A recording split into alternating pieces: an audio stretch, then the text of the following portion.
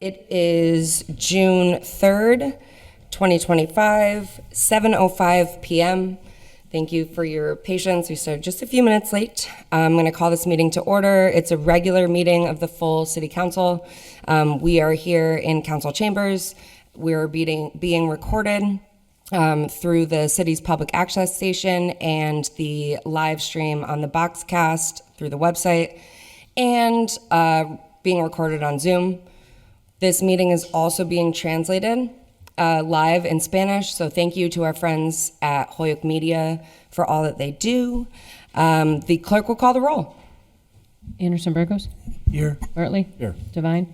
Givner? Here. Rainey? Here. Jordan? Here. McGrath Smith? Here. Murphy Ramaletti? Here. Ocasio? Here. Israel Rivera? Here. Jenny Rivera? Here. Sullivan? Here. Bacon? Here. Please rise for the Pledge of Allegiance. I pledge allegiance to the flag of the United States of America and to the republic for which it stands, one nation, under God, indivisible, with liberty and justice for all. God bless America. And the city of Holyoke. And the City Council.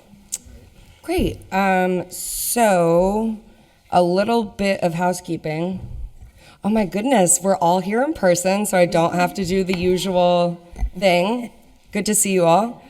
Yeah, especially on a beautiful day. And I'll take those. I don't see anyone signed up for public comment.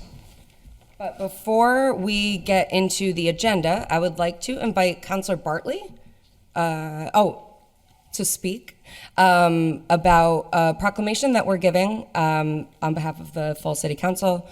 Councilor Bartley? Yeah, thank you, Madam President. On behalf of Terry Murphy, who sends his regrets, he's recovering right now from an operation, but he really wants to extend his great thanks and appreciation to the beautiful calligraphy done by Patty, and everybody's full-fledged support. It says, be it resolved, City Council congratulates Terry Murphy on being inducted to the Western Mass Baseball Hall of Fame class of 2025, signed by the Council President, Tessa Murphy, and the City Clerk, Benna Murphy-Larry, June 5th, 2025. And I'll present this to some of Terry's players and co-coaches on Thursday night at the Hall of Fame dinner. And he wanted me to add one editorial comment. He wants to see if more Holyoke kids will play baseball. I love to hear that. Thank you. Do you have something to add, Councilor Rivera? Yeah, Terry was my coach, so I'm assuming you're presenting it to me. Nah, he's one of the most pivotal, he influenced me in the game. We went to the championships. Terry was a great coach, and I learned a lot from the time that he was coaching me. And I still play to this day. Thank you, Terry, and I'm glad that you got inducted. Madam Chair? Yes, Councilor Graney? Let's give a hand to Terry.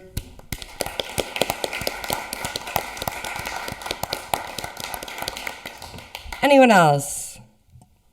Awesome. Sometimes I get Terry's emails and he gets mine because we're both T. Murphy. It's happened for years. So, side note. Thank you, Terry. And thank you, Councilor Bartley, for presenting on our behalf. We appreciate your time. And the other thing that I just, Councilor Jordan, your name was pulled first. Yes. Okay, I was due. I hadn't been picked in a while. So. Oh, did you? Yeah. Thank you. So there's that. And all right, we'll go into the public hearing. We don't have anyone signed up in council chambers. I do not see anyone online. We have the regular and pending executive session minutes. I believe we will keep 1 and 2 on the table for now. But I would entertain a motion for item 3. Motion to receive and approve item 3. Motion's been made to receive and approve item 3 and seconded. Is there any discussion, edits? Okay. As always, thank you, Jeffrey and Brenna, for minutes. Indeed. On time, and thank you. So motion to approve and receive. All those in favor? Aye. Any opposed? Okay, so lay it on the table. Motion to take item 4 off the table? Second. So motions have been made and seconded to take item 4 off the table. All those in favor? Aye. Any opposed? Okay, so item 4 is the Committee on Ordinance, to whom was referred an order that Hamden Street streetscape improvements from Waldo to Nonotuck are made, and recommended that the order be adopted. I believe we have the language that we have been looking for. Hopefully, everyone had an opportunity to review. Councilor Rivera, as the chair, is there anything you would like to add? There's nothing else for me to add other than whenever you guys are ready to proceed to codify it, I can do that. Is there any other discussion, Councilor Jordan? Just asking, there was no neighbor opposition or any concerns from the neighborhood, like Waldo, Hamden, everybody was good? No one came in to address any of that. Most of it came in through communication through DPW office. Okay. I think if they had a public hearing, it probably went through them, and then when it came to us, it was just pretty much codifying it. Okay, thank you. Okay. Anyone else? Councilor McGrath-Smith? There was one resident who really wanted there to be an additional no parking spot and advocated for that. But the city engineer, when they reviewed it, just did not find that it was warranted. They believed that the one spot that existed was what was appropriate, and that it's just such a tight and dense area that it just could not be justified. And so I think that that's just a conversation that I'm willing to have with that constituent around why that choice was made. But I do think in general, it solves a lot of the issues that we've been having around there not being a temporary parking spot for where that handicap ramp is.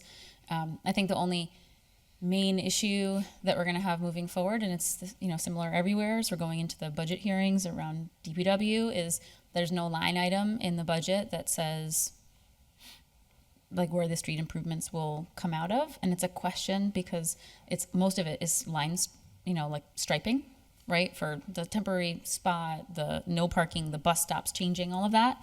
So does that fall underneath the regular DPW budget?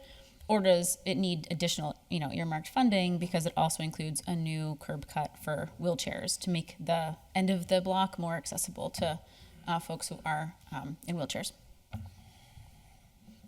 Anyone else?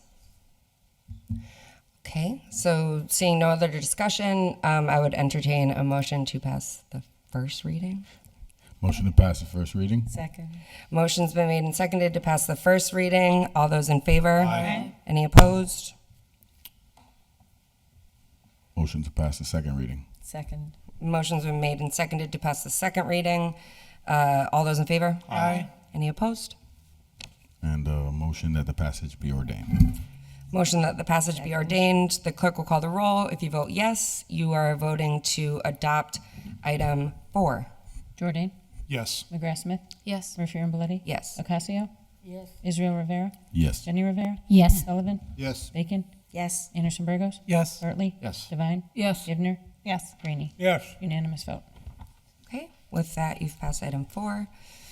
I'll make a motion to take up item 8 if nobody wants to take up anything before it.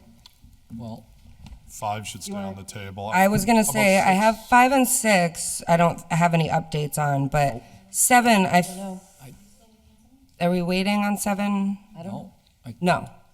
Counselor Bartley? make a motion to remove from the table. Second. Motion's been made and seconded to remove item 7 from the table. All those in favor? Aye. Any opposed? Item 7 is ordinance that if someone's putting in an RFP through the city for a property that's up for sale, and they have any outstanding issues with Board of Health, building, any other city department, they're not eligible to win the bid for the RFP. Recommended that the order be adopted. Counselor Rivera, is there anything you want to add? This one's been on the table for a little while now. I believe we were just waiting, was it for the language? If that's correct. And if everything is all set, we should be all set. If anybody else wants to add, I believe Counselor Bartley was the one that filed the order originally. Sure. So if he wanted to add more, just in case, I'd allow him. Yep. Counselor Bartley? Yeah, I was Maldonado Velez filed it, but I feel like I'm married to it now because I've been working on it so long. We cleaned up all the language. It's got everything in here that was the intent of the maker. It took a long while. Jeff really worked hard with me, and pulling it together. So I believe it's now in very good shape, and it reflects the intent of the maker. So we're pleased, and I think it's ready to go. Thank you, Counselor. Counselor Sullivan, did you have your hand up before? No, you're good. Okay. Is there any other discussion? Okie doke. So I will entertain a motion to pass the first reading. Motion to pass the first reading. Second. Motion's been made and seconded to pass the first reading. All those in favor? Aye. Any opposed? Motion to pass the second reading. Second. Motion to pass the second reading. All those in favor? Aye. Any opposed? And motion that the passage be ordained. Motion that the passage be ordained. The clerk will call the roll. If you vote yes, you are voting in favor of item 7. Jordan? Yes. McGrath Smith? Yes. Murphy Ramboletti? Yes. Casio? Yes. Israel Rivera? Yes. Jenny Rivera? Yes. Sullivan? Yes. Bacon? Yes. Anderson Burgos? Yes. Hartley? Yes. Devine? Yes. Givner? Yes. Rainey? Yes. Unanimous vote. Okay, with that, you have passed 7. Thank you. Motion to take up item 8 off the table? The motion's been made and seconded to take up item 8 from the table. All those in favor? Aye. Any opposed? Oh, sorry. So I have just a note. We do have the language was sent to us for item 8, and there was an email that was attached to it, just in case anyone missed it. We'll read this into the record, but from our interim public works director, on Monday, June 2nd, the Board of Public Works unanimously voted to recommend to City Council that Richard Eager Drive and Lynn Ann Drive be accepted as public ways. Attorney Bissonnette counseled that the posted meeting and agenda complied with the law's intent to hold a public hearing. And she just mentioned that she has jury duty today, and we'll follow up when she returns with a more formal update.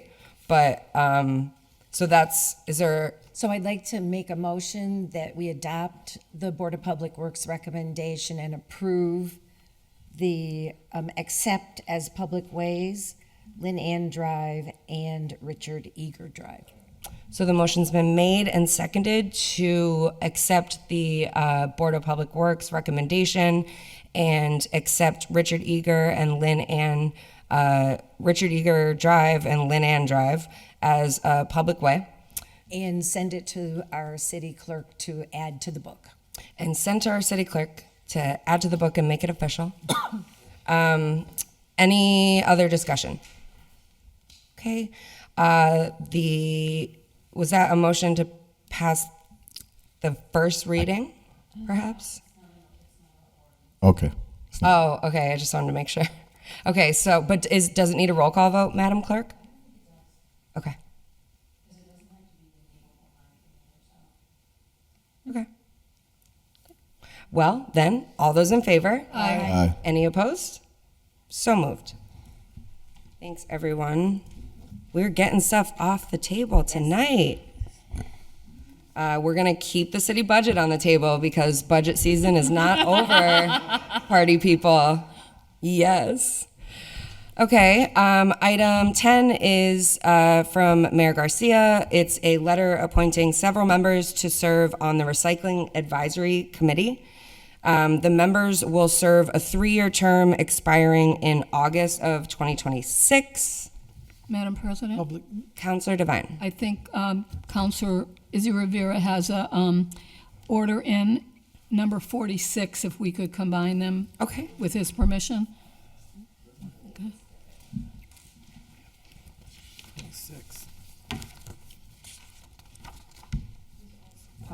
Well, Madam Chair's point of order. Yes, Councilor. This is going to Public service. public service, and 46 Correct. is going to ordinance. So, I guess we could take them both up, but I don't see the point, frankly. But we, my motion is to send this to, unless these are, we should, I appoint, okay, these are not reappointments. So the motion for 10 would be just to send it to public service. Yes, okay, I'm hold on just gonna make that- 1 second. So, first, let's do item number 10. So the motion is to receive and refer to public service. Second. Is, yes, Counselor McGrath-Smith? I believe all of these are reappointments. The only one I'm not sure about is Cindy. I think that's Coach. It says appoint. So if it's, The letter does say appoint. if it said reappoint, I've got a problem with confirming just- it, but it says appoint. The only one I'm not sure about is Cindy. Everyone else I know is a current member. Counselor Anderson Burgos, when is your next Public Service Committee meeting? I'd have to discuss that with our, Okay, I didn't know if you had no, not yet. anything scheduled yet. Working on this month. Okay. Well, just, Madam President? Yep, Just- Counselor Bartley? I know Cindy Koch so well, but I know she'd like to come in and introduce herself to, Sure. to, Even with reappointments, if there's a to the chair. counselor that would like to Yeah, have it nothing referred to wrong with public that. service, I'm okay Oh. with that. yeah, so I, Okay. Under discussion, Counselor Devine? Yeah, my only confusion is if we have a public service committee meeting, the people that the mayor appointed are approved. What does that do with item number 48, where Councilor Rivera is specific on who should be on it, that type of thing? You mean 46? Yeah, 26. So No, either way, 46, great question. Either way, 46 is going to go to the ordinance committee. right. And they're going to go to two separate committees. So either way, we can still refer these to their committees, and they're related. We don't necessarily have to take this out of order. We can just refer it tonight. But item 10 will refer to public service. Okay. that's Okay? on the motion. Counselor Jordan? Yeah, one quick suggestion is if we could get addresses for the nominees, and then the other thing at committee, if the chairman could ask about, this is saying it's a 3-year appointment, but it expires next year. So I don't know if it's a holdover, or is this really We a can 3-year get some appointment? clarification, for sure. Yeah, if you could just kind of ask about that. Totally. Thank you. Anyone else? Okay, on the motion, to send to public service. All those in favor? Aye. Any opposed? Okay.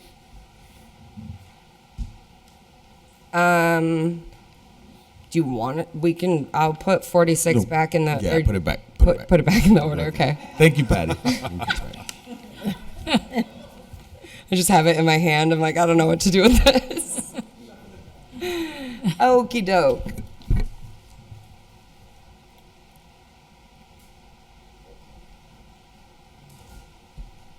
All right, now we are on, I just put my agenda away. 11.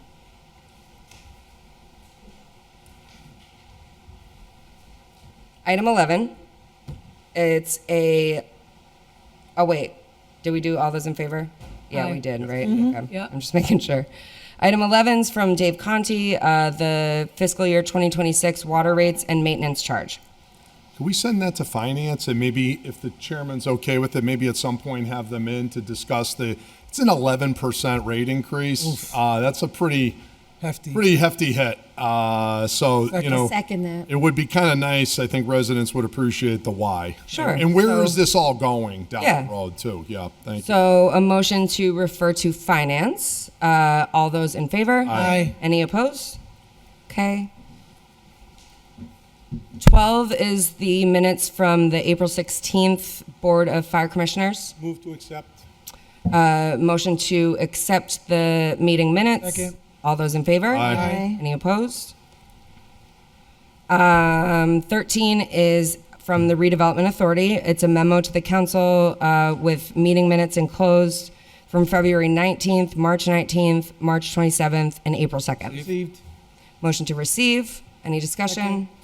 All those in favor? Oh, Aye. sorry. That's okay. Counselor While- Beacon. While we're under the topic of minutes, Yep. I'm just looking for a number of the planning board minutes. So hopefully they'll be sending those over pretty soon. Thank you. Thank you. Oh, Counselor Bartley. well, the former chair raised a good point. The Board of Public Works minutes? Where are they? Said planning. We can definitely reach out again, Well, we've reached out for sure. for months. I'll do what I can. I know, I'm just raising Absolutely. I mean, look, I don't mind getting any letters written about me, but I get them all the time. But it would be nice, we just made a simple request. I didn't think it was terribly complicated to get the meeting minutes. Yeah. No, I hear you. I realize we got jury duty, but just, Yep. if you could send the minutes, that'd be great. Totally.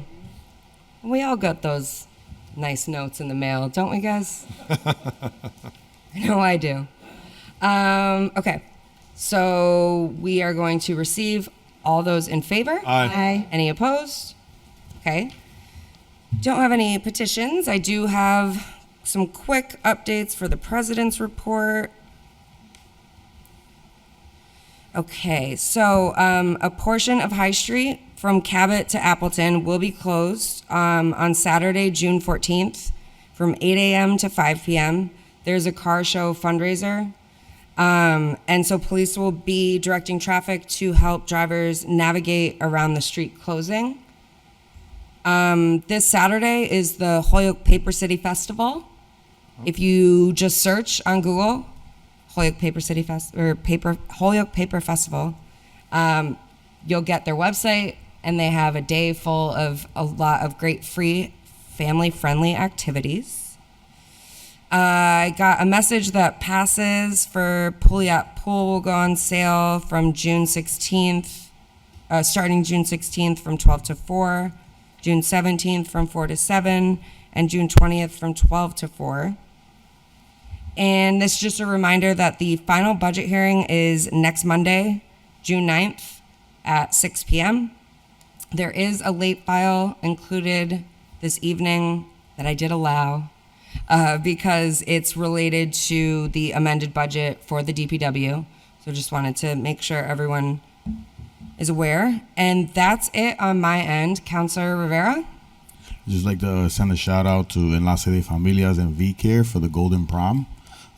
It's a very awesome event, well attended. I've never seen the War Memorial look so beautiful in a space and never seen it used in such a way. The food was great, the music was great, and a lot of the people that attended had a great time. So I appreciate that. It was the first annual event. They plan to do it again next year. Maybe some of us can attend. I was able to attend for a couple minutes. My kids gave me a break. My wife was upset because she wanted to attend too, but we couldn't get a sitter. But I really appreciate the work they did that day with a lot of volunteers and a lot of donations that helped bring that event together. Thank you. Thank you, Councilor. Councilor Graney? I have two things. The feedback from the Senior Center on the event at the War Memorial was terrific. Everybody had a great time, the people that were there. And it's going to be an annual event, so look for it next year. The second thing, the President, you mentioned the Wheels of Hope for Saturday. That is a fundraiser for cancer, so it's a very important event. There's going to be classic cars and so on and so forth at this location. So if you have time to make an appearance, please do. That would be great. Thank you. Thank you, Councilor. Councilor Jordan? Yeah, I just wanted to give a shout out to our former colleague, Peter Tallman, who I thought did a beautiful job at the Memorial Day ceremony, and very inspiring words, particularly about his uncle, who I never knew about that whole story about how he had passed in Saipan in 1944. It was really an interesting story, and I also thank the president for her thoughtful remarks and the mayor as well. I thought we had a really nice ceremony, so I just wanted to give a shout out. It was a great turnout. Yes, Thank you, very everyone, nice for being there. turnout. Yeah. Thank you, Councilor. Councilor Anderson Burgos? So yesterday was Holyoke's Pride flag raising, and we made the news. It was a beautiful event. Thank you for the city councilors that came to support. It really shows how diverse Holyoke is, and the love and the pouring love that comes in from our community. So thank you so much for all that support. Thank you very much. Sorry to miss it. Councilor Bartley? Yeah, I don't have anything to add for President's report, but there's a person in the audience, she'd like to speak, and she was a little bit late. Yeah, absolutely. Would you mind suspending the rules? I'm fine with that. Give her 2 minutes to... Yeah, so motion to suspend the rules to allow public comment. Yep. All those in favor? Aye. Any opposed? So usually for public comment, we do 2 minutes, and I can let you know when you're coming close, but just state your name and address for the record. Maura Shea, 2082 Northampton Street in Holyoke. All right, and go ahead, and I'll. First of all, I want to thank you guys for announcing the pool passes. I'm the one that put that on for the park department. So on behalf of the park department here, we're just hoping that you do consider line item 40 to move that budget over to open our pool. We're having the issue with the water. So we'd like to see that pushed till we can get the pool open on the 23rd of June. Thank you. Thank you, Maura. Perfect. All right. Yes, Counselor Rivera. Thank you. I would like to add that Enlace de Familias will also be hosting next Saturday, if anybody's available to join us. It's going to be our youth conference. We're looking to serve 400 students, high school students, or any kid entering high school. We're going to be giving out $20,000 worth of scholarships and other things. There's going to be a lot of prizes. There's going to be talent shows. So if anybody wants to come and join us and volunteer, if you could pass the word around to any students entering high school or in high school, they're all welcome. Even the the seniors leaving are still welcome to join. And like I said, it's a lot of prizes. Last year we had a good turnout. We're hoping to get a bigger one this year. We'll also be having the Peter Pan bus where they will drive them around Holyoke to show them all the murals. So if anybody wants to join us, we'll be there from 9 to 6. Awesome. Thank you. Counselor Devine. Yes, thank you. Two things. One, in the Holyoke Sun today, there's an article about the senior center having an open house. Just don't remember the date, but if you pick up a Holyoke Sun on your way out, you'll be able to find out what it is. And also, I did speak to Maura about item 40, so if it's agreeable, since she's here, I know what this is about, item number 40, if we could take that out of order. Yep. Second. And pass that tonight. Motion's been made and seconded to suspend the rules and take up item 40 out of order and take final action this evening. All those in favor? Aye. Any opposed? Motion to pass the first reading. Second. Motion's been made and seconded to pass the first reading. I'll just read the order into the record first. Item 40 is a transfer request filed by Counselor Devine for $48,596.14 from Pay Highway HMEO to Parks, Water, and Sewer. And Counselor Jordan or Counselor Devine, do you want to? It's actually for the pools so they can open up. Okay, Counselor Jordan. Of course, the question was obvious. Why do we have to pay $48,000 to open the pool, right? So it's a logical question. Well, it turns out, as I understand it, the city hasn't been paying its water bill to the water department for the pool. And yeah, we'll have to do a postmortem later, but we want the kids to have their pool open. So I would like at some point an explanation as to what, I mean, that's kind of a large number. And I haven't gotten all the facts as to how many years back it goes, but I will be looking for that kind of detail so that doesn't slip between the cracks in the future. But I do appreciate the water department bringing that to our attention, and we certainly don't want the kids to suffer. So it's a bill that the city owes, and we should pay our water bill like we ask everybody else to pay their water bill. So, you know, especially our nominees, right? We're always checking to see if everyone's paying their bills. So, yes, I think we should vote in favor of this. Thank you, Counselor. Is there any other comments, discussion? Okay, so the motion was to pass the first reading. All those in favor? Aye. Any opposed? Motion to pass second reading? Motion to pass the second reading. All those in favor? Aye. Aye. Any opposed? Roll call on that one. Oh, sorry. I was getting ahead of myself. The clerk will call the roll. If you vote yes, you're voting in favor of item 40. 40. Jordan? Yes. McGrath Smith? Yes. Rivera Belletti? Yes. Ocasio? Yes. Israel Rivera? Yes. Jenny Rivera? Yes. Sullivan? Yes. Bacon? Yes. Anderson Burgos? Yes. Bartley? Yes. Devine? Yes. Givner? Yes. Graney? Yes. Unanimous vote. All right, with that, you've passed 40. Okay, so that brings us back to, thank you. Thank you. Good luck, Maura. Was there,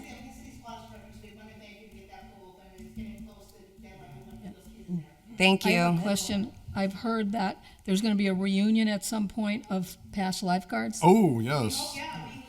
Can you just speak into the microphone? Sorry. I don't think it's on. I'm sorry. Just as well. I've been the city as a co-op instructor for the last 10 years, running the high school and pool yacht. We want to thank you guys for passing this. It makes it a lot easier now to tell the guards that we can have the pool open, get them ready, and get them going. Thank you again for everything. Thank you. Just for the record, I had to give up that city job to be a member of the city council. Just No just kidding. So there's no. Wow. I learn a fun fact about you Gave guys up a real every nice day. tan I used to get Every day. I'm glad. Counselor To Greeny? be with you all. I'm glad you didn't wear We your understand Speedo to a council council. meeting, all right? I was like 5. That would be. No.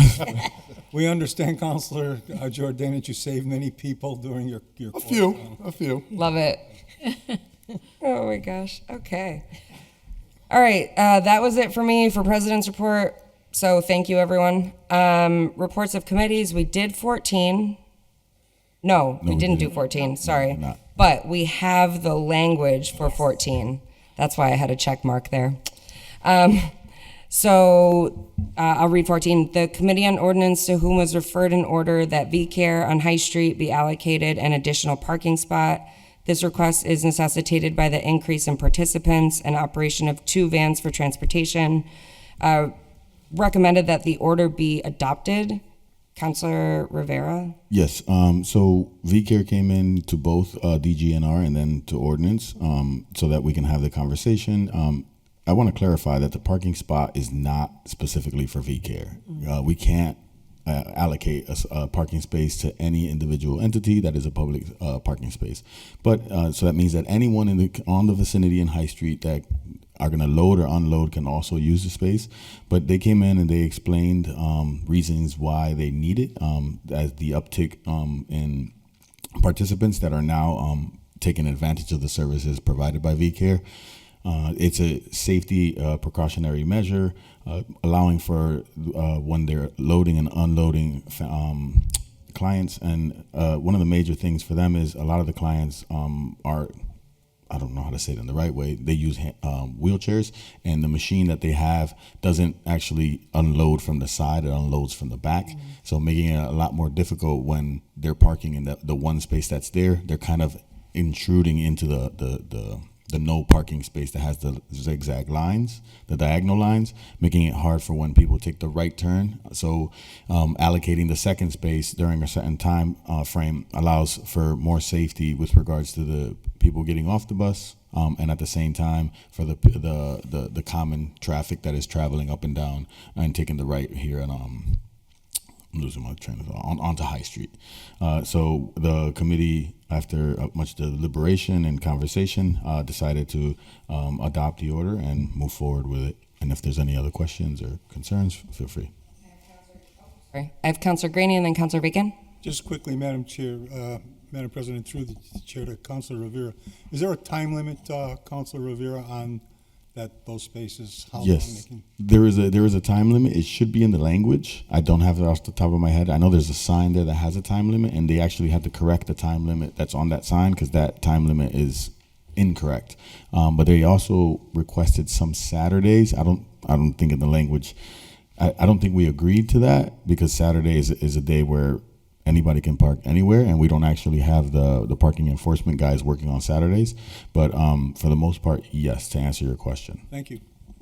Thank you, Councilor Bacon and then Councilor Sullivan. Thank you. I was going to note that the time period each day is limited from 7 a.m. to 3 p.m. They did include Saturday on the legal form, though, as well. So it says Monday through Saturday, but 7 to 3. So then it's otherwise generally available, because it is tight down there. A lot of competition for parking. Yeah. Thank you, Councilor. Councilor Sullivan.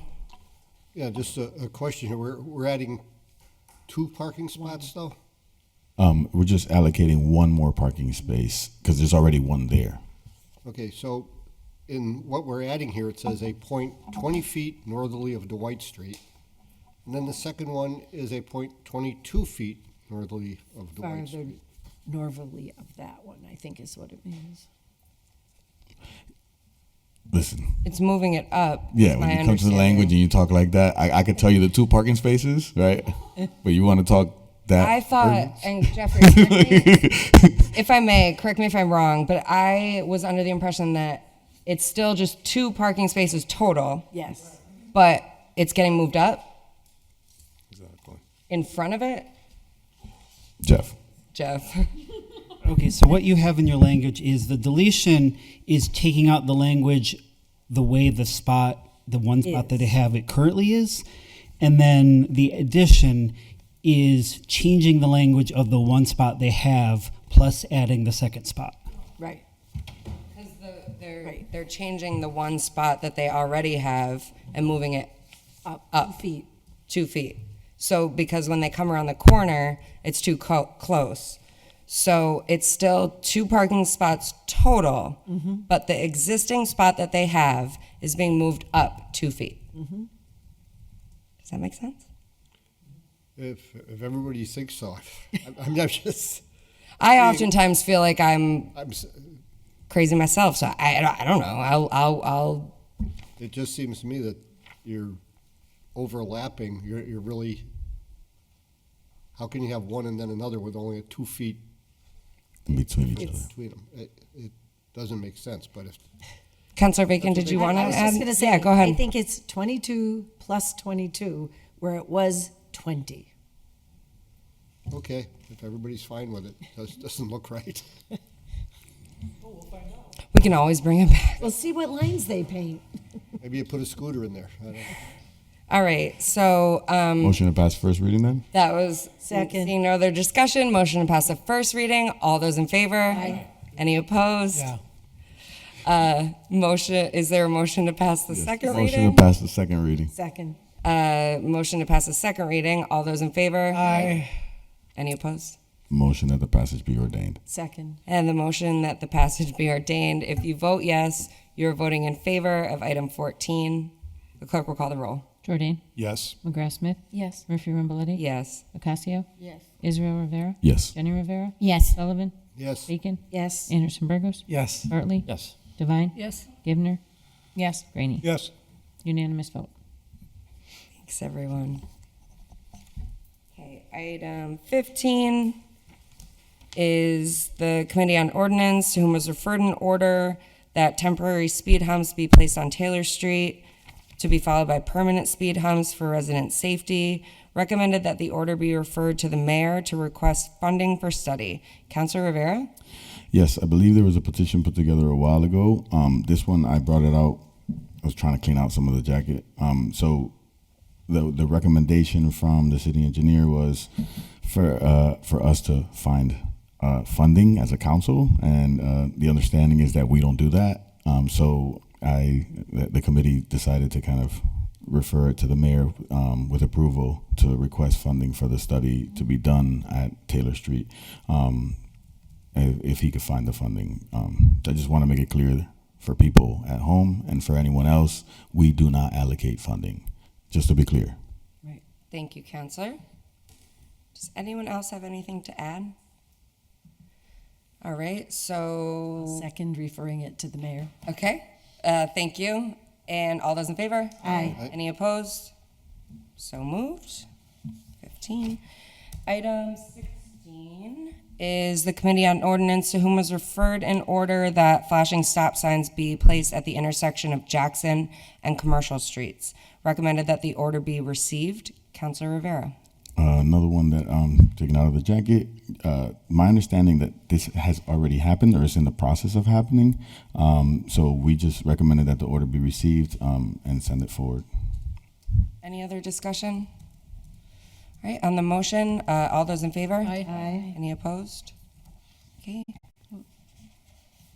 17 is the Committee on Ordinance, to whom was referred an order that the city determine a more efficient manner to remove handicap and disability signs. Recommended that the order be adopted. Councilor Rivera? Yes, we had extensive conversations on this particular item. I believe it was filed by Councilor Ocasio and Councilor Bartley. It was trying to mitigate the situation where Councilor Ocasio so graciously went through most of her ward and figured out who has parking spaces and who doesn't utilize them anymore. And we thought that it made more sense for it. Well, they filed the order, but the idea is it makes more sense to find a more efficient way to get it done. So the committee, in collaboration with the Disabilities Commission and the City Clerk's Office, decided that we would find a way where we create a database, and then starting from this year, go back and look at who has applied, and then on a I can't really say that word. Biannual approach, where they would have to come in and identify, or at least let the city clerk's office give them notice that they would still utilize the space or still need the space. So if they don't, there will be a letter sent to them, and then they'll have about 30 days, that's my understanding, to respond. And if they don't respond, it will be sent, a communication will be sent to the DPW's office, so then they have 30 days to remove the signs. And this is to help mitigate the situations where in certain areas there are a lot of handicap signs that were put up once or before, and people move on, and they don't actually go through the process of letting the city know that they no longer reside in the area. So it makes it easier for us to better understand where the handicap signs are, and to kind of like deal with the situation of having too many handicap signs in one particular area. Thank you. And thank you. Yes, Councillor McGrath-Smith. I just wanted to confirm that the Commission on Disabilities, when they met, had been able to analyze this and approve, like give their consent. So when I went to their meeting about 2 months ago, that their recommendation was these particular recommendations. They just wanted to make sure who was doing it, what would be the cost, and if the cost would fall on them, and who would help cover the cost.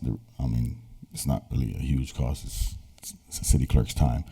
That's the cost. But for the most part, after that, the meeting where Lynn came in,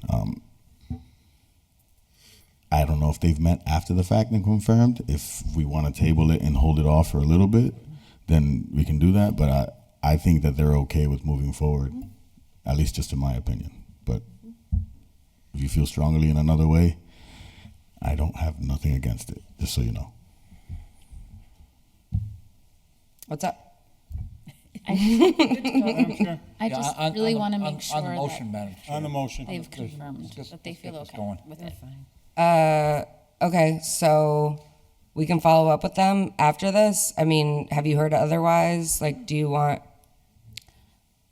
I know that they hold on 1 second. were concerned about the conversation happening quickly and feeling like not all members of the commission had weighed in. Okay.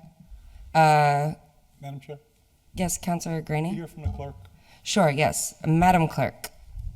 I was just going to say that I did receive an email from, I think she's the chair now, Lynn Horan, Yep. and she seemed like she was in complete favor Okay. of everything. And Great. then That's all I I had needed. met with Councilor Rivera, and I've also spoken God. with Councilor Bartley about it as well. Jeez, I hate that. Sounds like a crisis averted. Councillor Right. Bacon? And I was God just going almighty. to comment that when she came into committee, she was fine with it. Okay. All right, well, if we need to, we can always bring it back up. So, but tonight, it sounds like we move it forward. Motion to pass first reading? Second. Motion has been made and seconded to pass the first reading. All those in favor? Aye. Any opposed? Motion to pass the second reading? Second. Motion's been made and seconded to pass the second reading. All those in favor? Aye. Any opposed? Motion that the passage be ordained. Second. And the motion that the passage be ordained, the clerk will call the roll. If you vote yes, you're voting to adopt item 17. Jordan? Yes. McGrath-Smith? Yes. Murphy Ramballetti? Yes. Ocasio? Yes. Israel Rivera? Yes. Jenny Rivera? Yes. Sullivan? Yes. Bacon? Yes. Anderson Burgos? Out of the room. Bartley? Yes. Devine? Yes. Givner? Yes. Graney? Yes. 12 yeas, unanimous vote. Okay, with that, you've passed it. You had me on the edge of my seat there. Yes, I Councilor entertain a motion Rivera. to take up 18 and 19 as a package. Motion's been made and seconded to suspend the rules and take up items 18 and 19 together as a package. All those in favor? Aye. Any opposed? 18 is an ordinance, an order that the zoning ordinance be amended to add a section for short-term rentals, in addition to amending Section 2 definitions. Recommended that the order be given leave to withdraw. And 19 is an order that for the zoning ordinance amendment to regarding tiny houses. Also recommended that the order be given leave to withdraw. Councilor Rivera? Yes, again, cleaning out the jacket. Also, kind of took it up as well because there are new rules around with the state around having another property on top of your home. I mean, on the same building another property on your property. So I kind of wanted to get to a point where we could mirror the state's policy on it. But my understanding was that these are fairly old, and that I think that my understanding is, and they can correct me if I'm wrong, is that the planning board still hadn't reached a conclusion or communicated with us yet on this particular topic, and I think that it's old and out of date. There's a certain time limit that they have to communicate with us on these topics, and if anything, we just have to refile and take them up again. Thank And you. again, anyone can correct me if I'm wrong. Okay. Right. Councilor Graney? Yeah, Madam Chair, maybe some past language on that, because some of those big houses along Northampton Street that are up on the hill, there are houses that were built on that property, which is the same property there, but they're not mini houses, they're not small houses. So there may be some past language. Okay. Thank you. Anyone else? All right, on the sorry, Councilor Gibner. So there's some carriage house language that used to, apparently people used to turn their carriage houses into basically what we're now calling accessory dwelling units. And I can't remember the title of that ordinance, but it has to do with having a second, like a ADU on your property. And it's existing language, but it's worded around the carriage houses. So it's not quite the same as what we're looking for, but it's probably a good place to start that can morph into something else. Thank you. Anyone else? All right, so on the motion that the orders be given leave to withdraw, all those in favor? Aye. Any opposed? Okay, item 20 is the Committee on Ordinance, to whom was referred an order as per the property manager's request from Lyman Terrace, 3 parking spots for the staff in front of 17 Hamden Street, along with signs indicating parking for Lyman Terrace staff. Recommended that the order has been complied with. Councilor Rivera?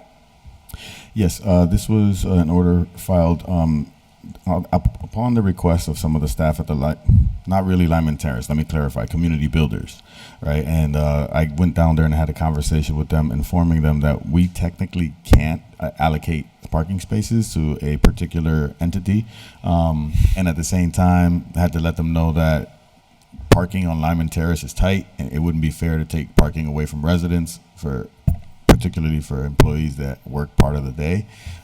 So they were okay with it, and they said that's fine. So we just said that the order was complied with. Well, no, yeah, complied with. All right, is there anyone else? Okay, on the motion that the order has been complied with, all those in favor? Aye. Any opposed?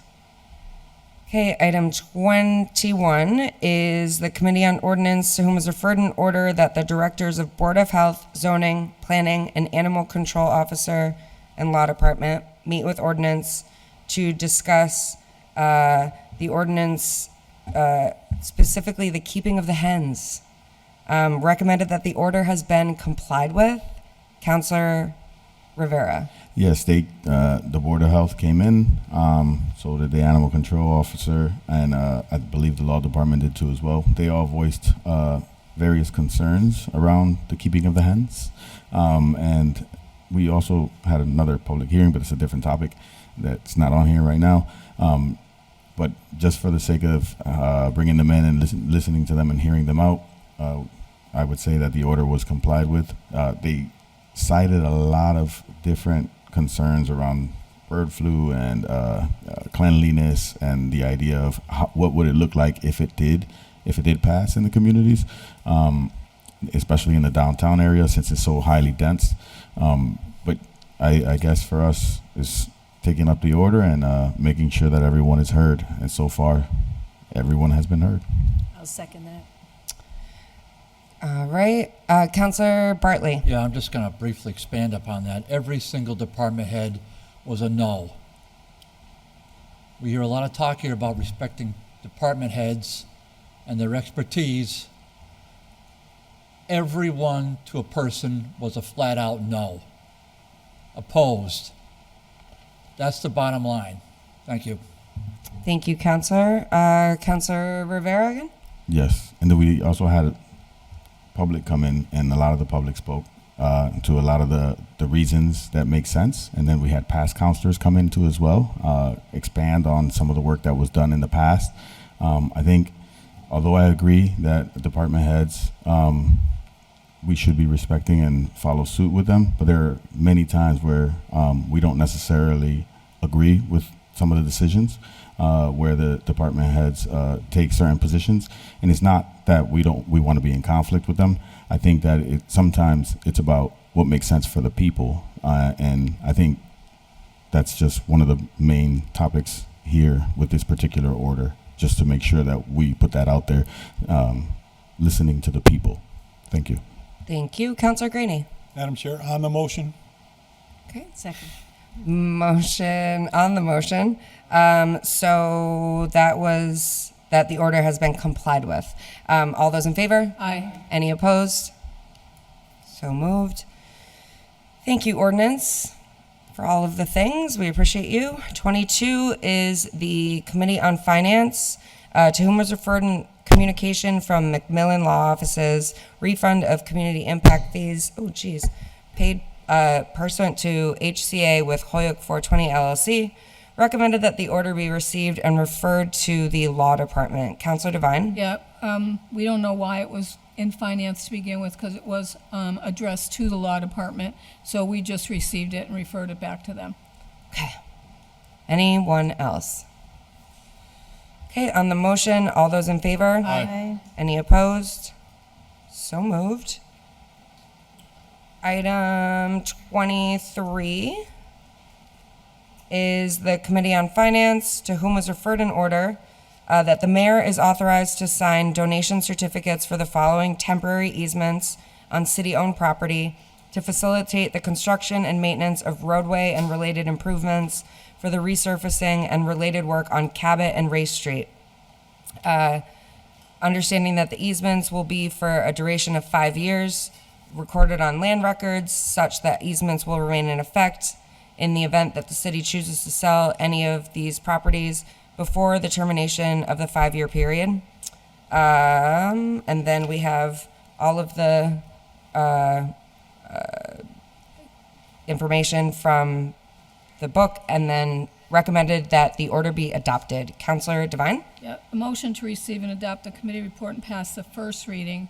My understanding from Attorney Bissonette is that we should have 2 readings on these particular things, so we'll pass the first reading.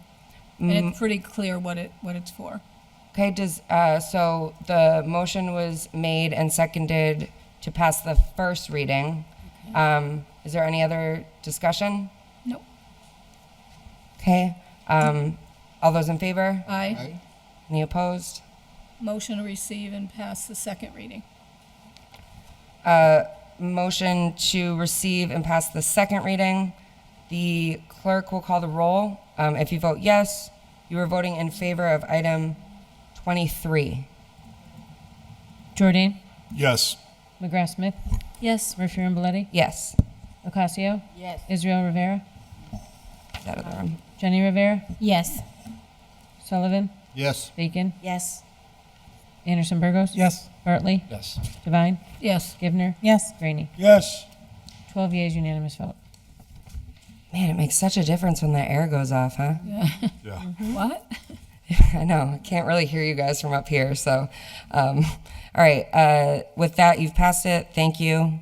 Item 24 is the Committee on Finance, to whom was referred an order that the Holyoke City Council introduce and read into record a proposed order of taking to be acted on at the next regularly scheduled City Council meeting tonight, authorizing the eminent domain takings of 7 permanent easements and 50 temporary easements for purposes of obtaining the necessary access and rights of way for the construction and maintenance of roadway and related improvements, for the resurfacing and related work on Cabot Street and Ray Street, that the proposed payment for damages totaling $58,200 for all easements be made using Chapter 90 funds, that this item be referred to the Finance Committee for review last week on May 27th, and that the City Council be informed, and such that the Finance Committee may recommend final action be taken to approve said order of taking by City Council at the upcoming meeting of June 3rd,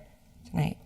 That City Council be informed that the affected property owners have been made aware of said proposed meeting dates by means of USPS first-class mailing.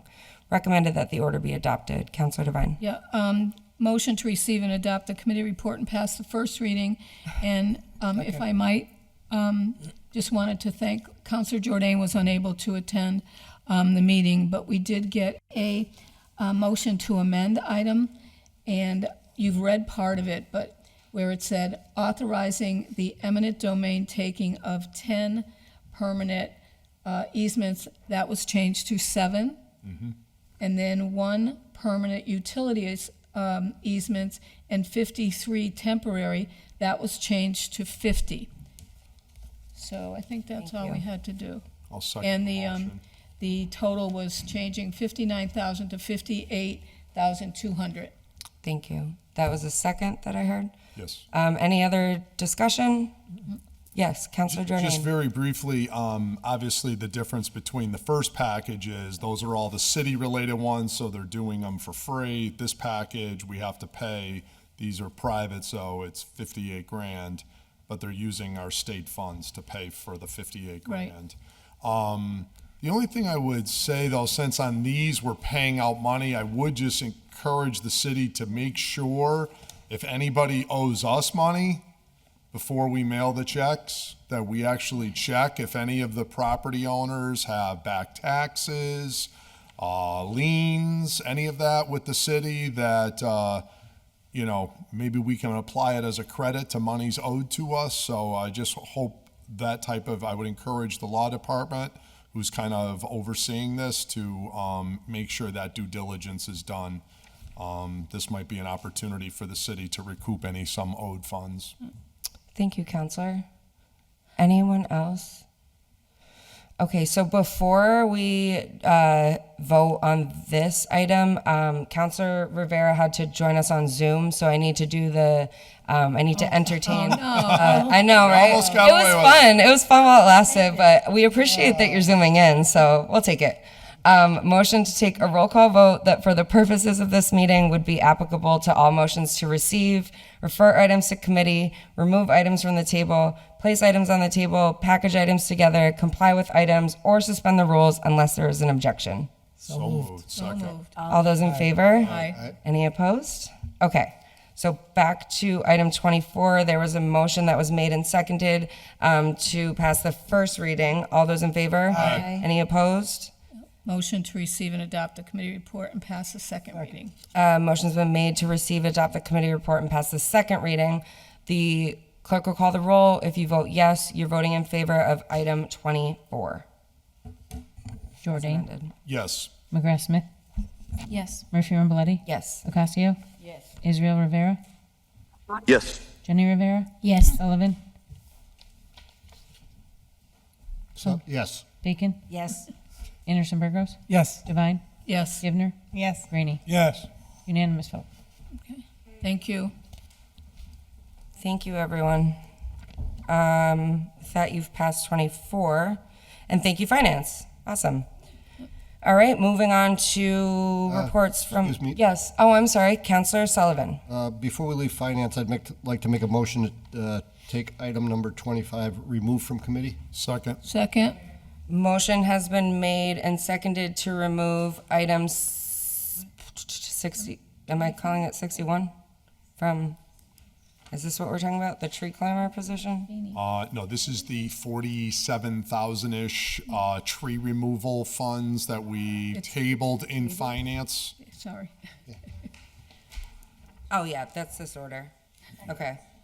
So the Pulling it from committee, right? motion has been made and seconded to suspend the rules to remove an item from the finance committee in order to take final action on it this evening.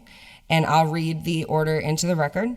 It's a transfer request of $45,525.58 from tree climber to contracted forestry services.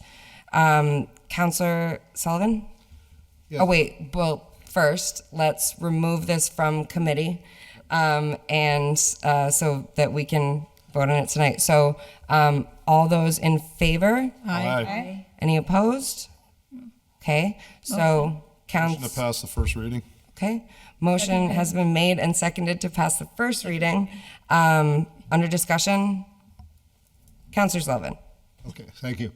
As we all know, a few weeks ago, we recommended almost unanimously to the mayor, there was unspent $1.5 million in ARPA interest. We had recommended $200,000 for tree removal. The mayor has agreed to move forward with $150,000 for the tree removal from the ARPA interest fund. He has sent that to the Office of Community Development to begin processing that. This transfer now would bring it up close to the $200,000 we are looking for. I think it's a fantastic example of the collaboration we can achieve here between the mayor's office and the committee and the council.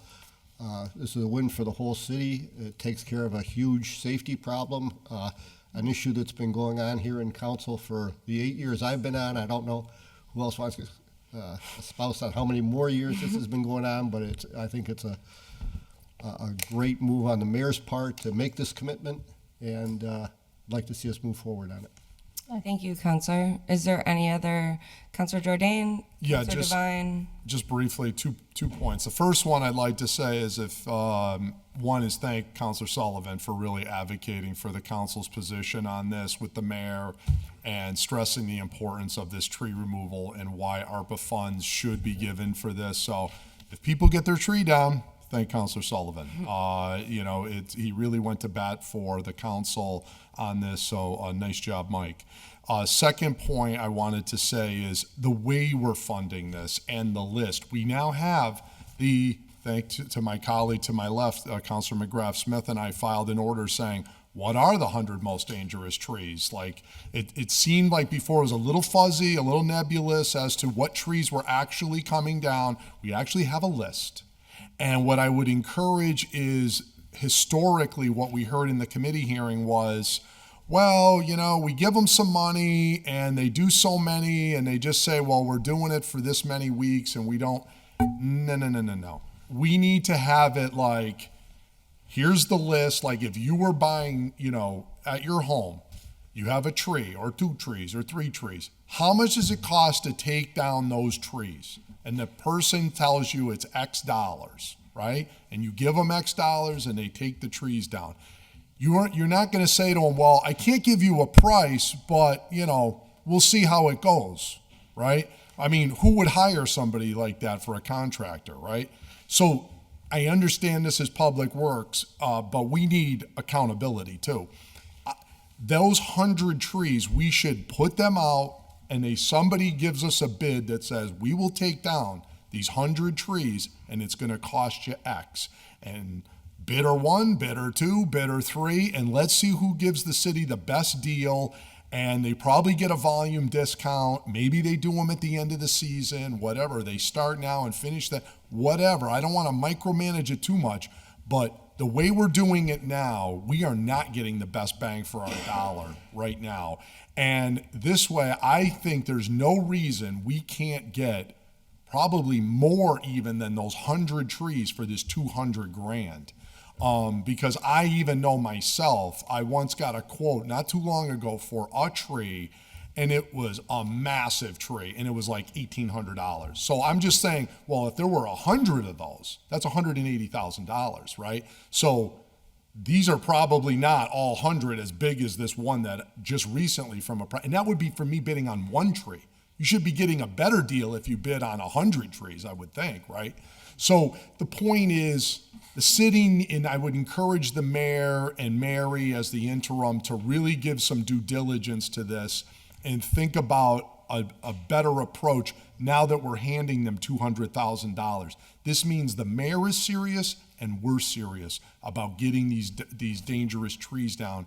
And we now at least know specifically which ones are coming down so we can tell constituents, yeah, you're on the list. It isn't this fuzzy, maybe we get to you, maybe we don't list. So, Do we have that list? and we do have the list, and you can ask Jeff to circulate it was provided to the finance committee. It was I believe it was provided in an email with the documents from the finance meeting. Okay. And there was a pretty good distribution around the whole city. I think it was also on the last agenda as an attachment, maybe.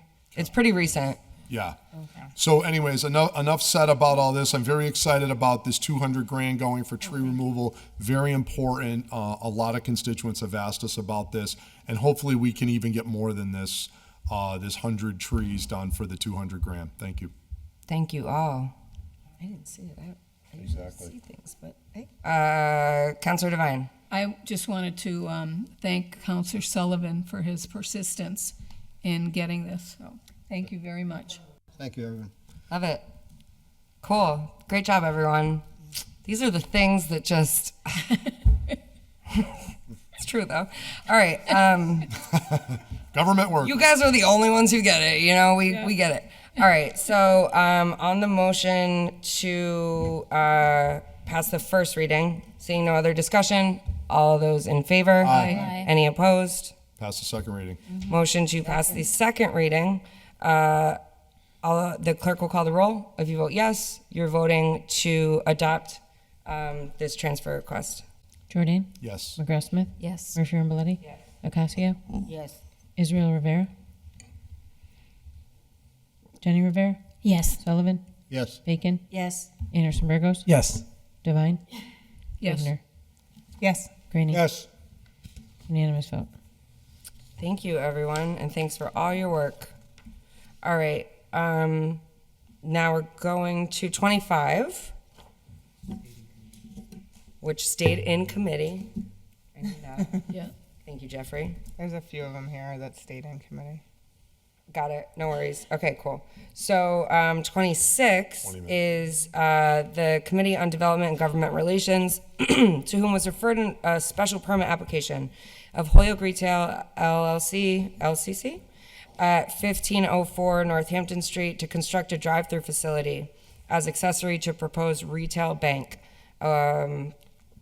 Recommended that the special permit be granted. Councilor Givner.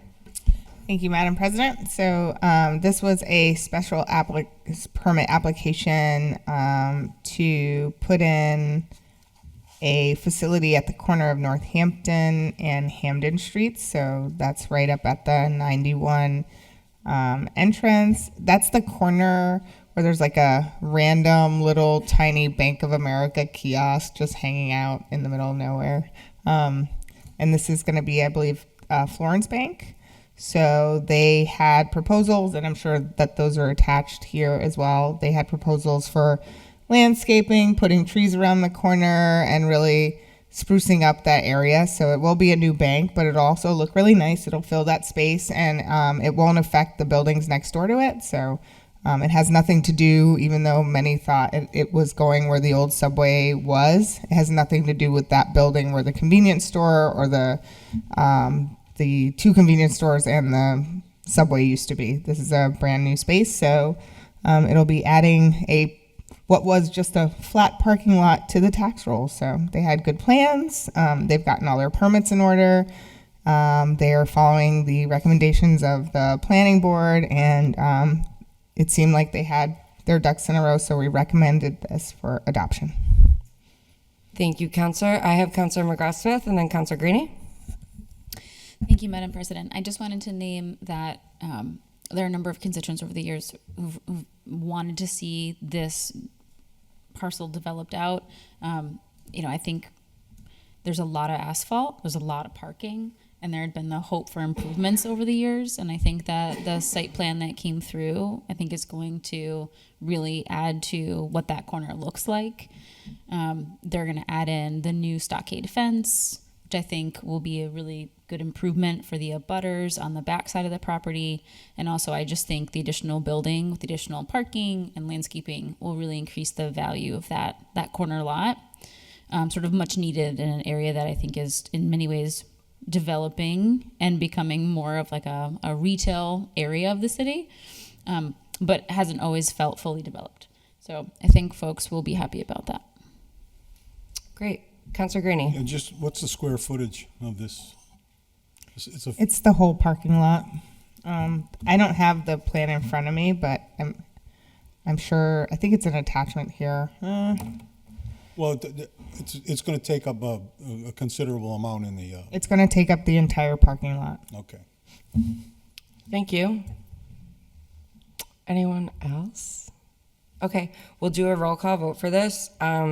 The clerk will call the roll. If you vote yes, you are voting to approve the special permit for a drive-through facility for as an accessory to a proposed retail bank. Jordan? Yes. McGrath-Smith? Yes. Murphy Ramboliti? Yes. Ocasio? Yes. Israel Rivera? Yes. Jenny Rivera? Yes. Sullivan? Yes. Bacon? Yes. Anderson Burgos? Yes. Devine? Yes. Givner? Yes. Greeny? Yes. 12 yeas, unanimous vote. Thank you, everyone. All right, item 27 is the Committee on Development Government Relations, an order for earmark funding, order that the councilors review and approve the attached updates to City Council chambers, recommended that the order be adopted pending new sketches. Councilor Givner. Yeah, so that was a continued or a rehashed conversation. The architectural firm that submitted drawings in the fall came in with some new drawings. You should have those also as attachments. And the drawings that we landed on were sketch 2, I believe, were changed to include keeping the multi-tiered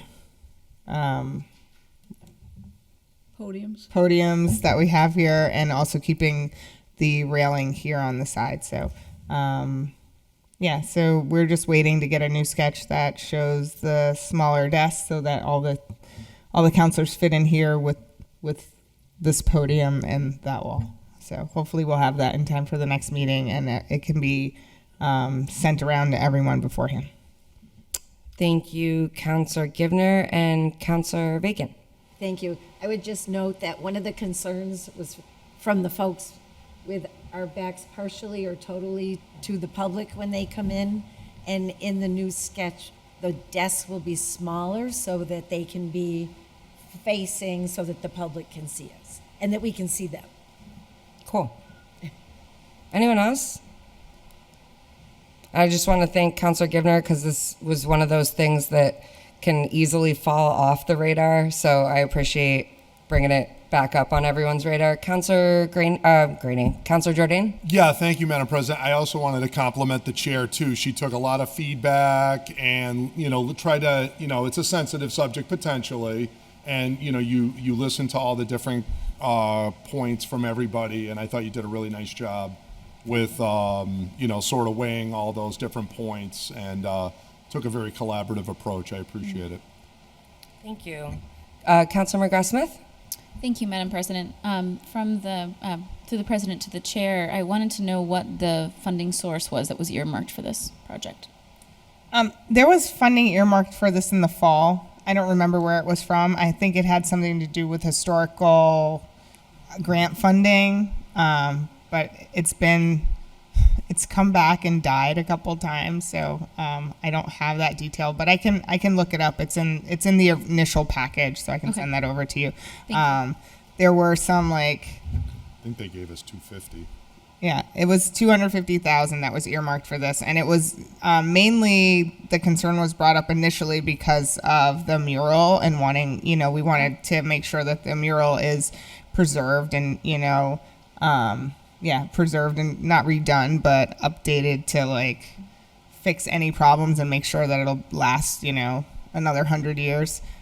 So since that was going to be so expensive, funding was found to make sure that while they're doing that, they can also update the chambers and, just kind of give it a little facelift. But since there are historical elements, it's really the murals that are costing the most.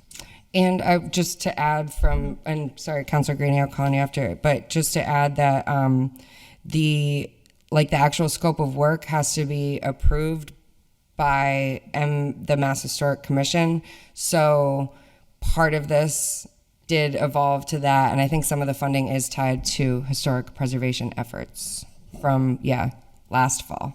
Right. Councilor Graney? Just quickly, is there any organizations that probably would like to have some of this furniture that we're going to, rather than throw it out, it's a possibility if we can look for that? Noted, duly noted. Councilor Devine? I think you have to go through the procurement office to do that since it's city property. We'll make a note You of have to that. go through the state. Councilor Bacon? And we might have to use it upstairs while they're working on the room. True. So. All right. Get rid of it too quick. Yeah. If they're having a bid, though, make it public. Sure will. Some of us would bid. Kevin wants it. I'll take one for sentimental. For nostalgia, I get I'll it. buy it. It's like a Yankee peddler chair. Yeah, exactly. I'll Yeah. have my little fan with my number. Absolutely. Absolutely. All right. Anyone else? Okay. So it was recommended that the order be adopted pending the new sketches. All those in favor? Aye. Any opposed? So moved. 28 was the Development and Government Relations Committee, that the Historic Commission be invited to the DGR meeting to determine whether any demolition to be done in the future in City Council chambers are not against historical norms. Recommended that the order be given leave to withdraw. Councilor Givner. Thank you, Madam Chair. We had some discussion and the maker of the order decided to withdraw this order. It was my understanding that her order had more to do with the preservation of the podiums. So when we decided that the podiums were important and that they would be kept, the order was withdrawn. Thank you. Is there anyone else? Okay, so on the motion that the order be given leave to withdraw, all those in favor? Aye. Any opposed? Okay. 29 is the Committee on Development Government Relations, that the city clerk meet with the city council to discuss potential streamlining of poll locations in wards 1, 2, and 5, as we have already done in wards 3, 4, 6, and 7. Recommended that the order be adopted. Councilor Givner. Thank you, Madam President.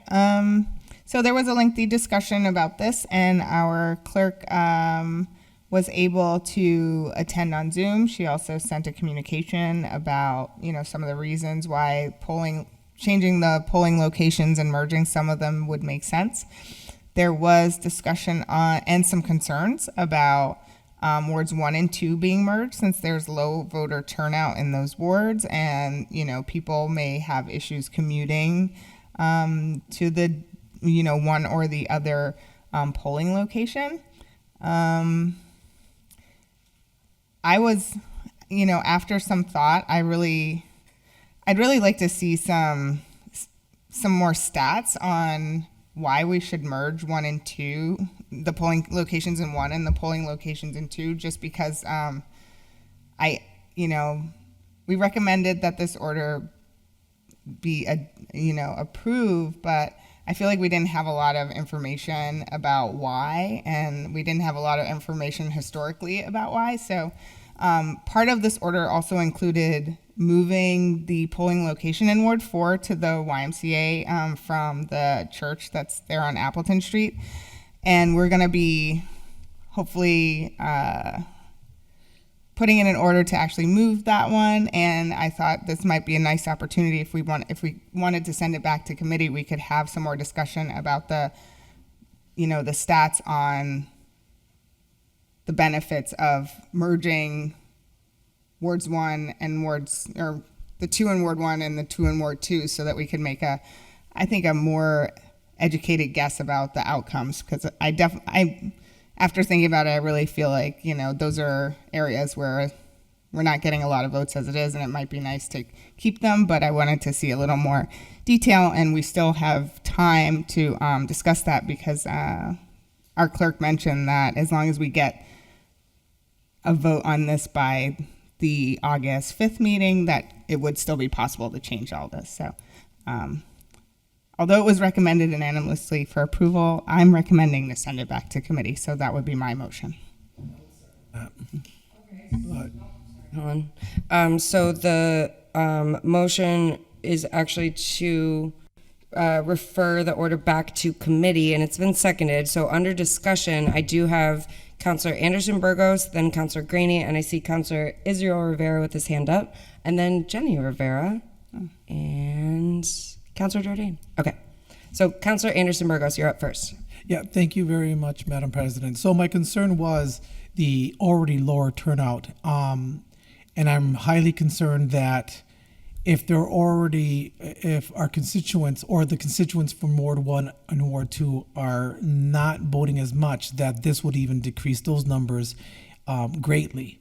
And I also feel, and I'm wondering if the Ward 1 and Ward 2 councilors were approached, because this will definitely impact their wards. And if so, did Ward 1 and Ward 2 councilors reach out to their constituents? Because at the end of the day, we can make this decision, but it's the voters that we really need to hear from, because it's going to impact them. And let's face it, a lot of the constituents in Ward 1 and Ward 2, they don't have cars. So this is a negative impact. And I know, and I am on the side of saving money. I want to be clear about that, but I'm also not on the side of taking away, what would I say, the taking away mobility. Yeah, thank you. So yeah, that's what I just wanted to mention. Thank you. Thank you, Councilor Graney. Yeah, just quickly, I'll parrot what Councilor Juan has just said, that this would make it less user friendly, I think, if we merge those two.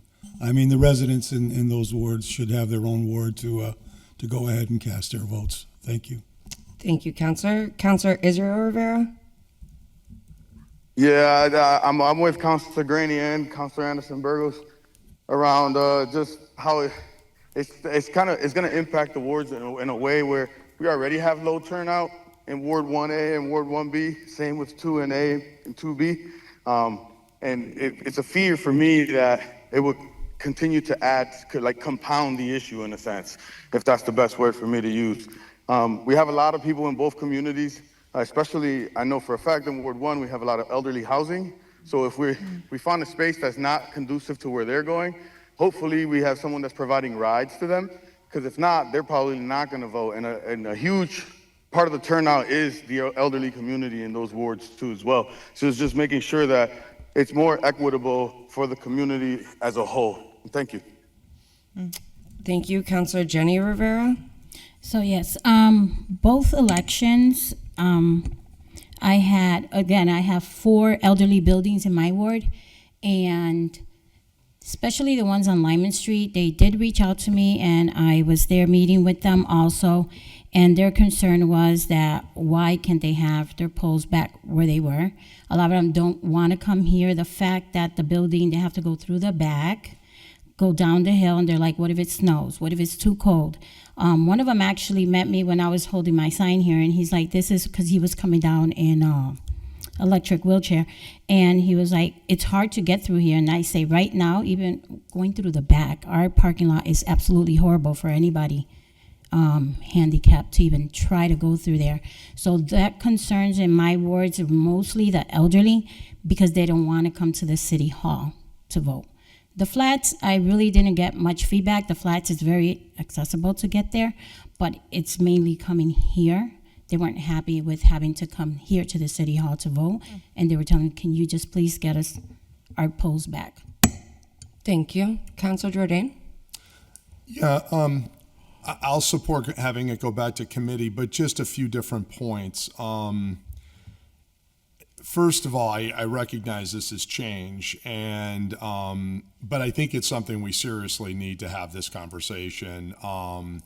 Like, we're paying and we're storing equipment in all these additional locations. It's a bit antiquated the way we're doing it, and there's no real rhyme or reason, because for the argument that we could make to go and have 2 in Ward 1 and keep having 2 in Ward 2, I mean, by that logic, I mean, we should have 2 in Ward 6. I mean, there's way more people that are voting in those areas. So, and 2 in Ward 7 and 2 in Ward 4. And I mean, you could, why don't we have 14? Matter of fact, the city used to have about, we used to have, by the way, precincts in recent history have been 2 per ward.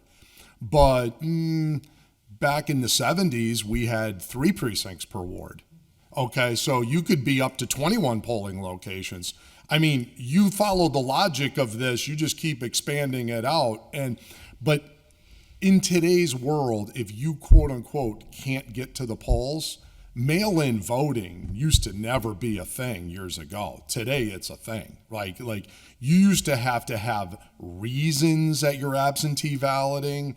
Today, you can vote by mail-in, and large swaths of our community vote by mail-in vote. So there is this whole thing about, like, that's ancient history of, I don't have a car, so I can't vote. Like, okay, we give you a free ballot that comes to your house.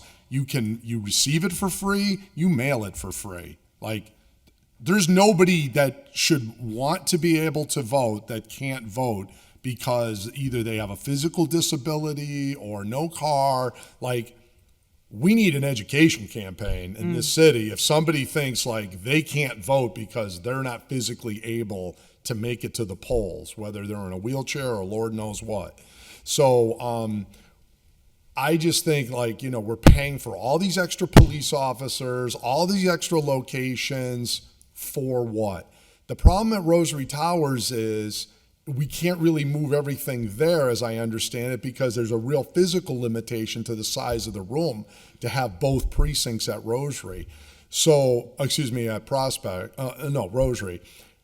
It's a great question about what happened to Prospect, where it used to be 1B, but I understand that I don't think Appleton wanted us there anymore. I don't know if the clerk wants to address that, but They basically said no more once COVID hit, Right. and it was the Appleton Corp that was the ones that said not the constituent. So, and then we moved to City Hall, and it just seemed a lot easier. Like, it was constantly with the door locked, and trying to get in there to set up and break down was becoming really difficult as well. Right. So, we recently, 5 years ago, consolidated Ward 3. It's definitely, I feel everyone should feel comfortable with this decision. So we go back to committee and let's talk about it some more. But I do think we need to have that conversation. And maybe the answer is, the city, there's going to be a card that goes out to everyone. This doesn't have to be permanent. You can reverse this. Try it for an election or two. See what people's reactions are. See if it works and is usable to folks, and see if they really care. I mean, I haven't heard when the city consolidated Ward 3, and I remember, quite frankly, when they consolidated Ward 6 years ago. At first, there was a little bit of apprehension, but ultimately, people were like, okay, and it's like no big deal. And, Ward 6, you drive a big distance to have everybody, for some, to go all the way up to Sullivan School. It's up a hill, and it's the whole 9 yard, you could argue. So, all I'm just saying is I would hope everyone keeps an open mind. Let's have another meeting. Let's discuss it. And hopefully everybody feels comfortable with it. But I think it's working in these other 4 wards. And I think it's really an idea whose time has come at this point. Thank you. Thank you, Counselor. So I have, and this is all, I'm going to preface all of this. This is going back to committee. I want everyone to have the opportunity, so it's fine. But I have a feeling this is going to be voted to go back to committee. I have Counselor Givner, Counselor Devine, Counselor Bacon, Counselor Ocasio, Graney, and Rivera. Did you have your hand up on the? Okay, never mind. I put it down. If it goes to committee, then I'm all set. I am not a psychic, but I have a feeling everyone's voting to refer this to committee. But On the motion? Counselor Givner. I mean, I was just gonna say, since this is going back to committee, maybe we could save the conversation for there, since obviously people have a lot to say about it. But Whatever that's the just me. will of the body is. Counselor Devine, Counselor Bacon, Ocasio, Graney. I'll be very quick. I just want to give a little historical lesson. Years ago, Ward 2 actually had 3 precincts. And NBC News got wind of this, and they came out, and, the late Joe Bevan and myself, we split up the day, and we actually had to wear sashes and hats that said NBC News, and we had to do exit interviews. And then I think the following year they said 2 precincts, never 3 again. So just a little history lesson. Fun facts, great. Counselor Bacon? Thank you. So Ward 5 is involved in this discussion as well.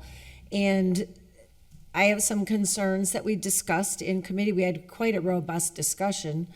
And the feeling at the time, and I think there were 6 or 7 of us in the room last night on this issue, was that they voted to move it forward with the thinking that if there was feedback that it was too problematic, that in the next election, we could change it yet again. This is not something that we're putting into effect and we can never revise. So the references that were used were really the experience that we had changing 4 of the 7 wards. And the context that we were in was just thinking about how to better manage things with the new technology that we have, and taking into consideration that a lot of people are using the mail-in voting. Some people adamantly will not use it and they'll vote in person, but let me put it the other way. More people are using the mail-in ballots than did initially. And so that sort of speaks to less need for the physical space. And so if we are able to make some savings and also hopefully have maybe a little bit more money available to the people who've been working in the polls all these years, because we will have some savings. While I had some concerns about parking and some of the similar concerns about some access issues, it seemed to me that a local election would be the best time to try it, to do it. And then certainly the ward councilors, I mean, we have our ear to the ground on anything that is a change.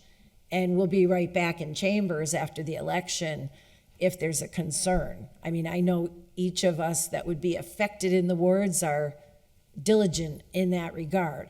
And so because of those reasons, I was comfortable with it and happy that the committee recommended it. And I really appreciated our city clerk coming forth with the recommendations as to what could work and what would be workable for our clerk's office as well. So taking all that into consideration, I was pleased with the unanimous vote of the committee. I'm a little taken aback that we're doing a redo, but it happens, and if it's the will of the body, then that's what we'll do. Totally. Thank you. Thank you. Councilor Ocasio?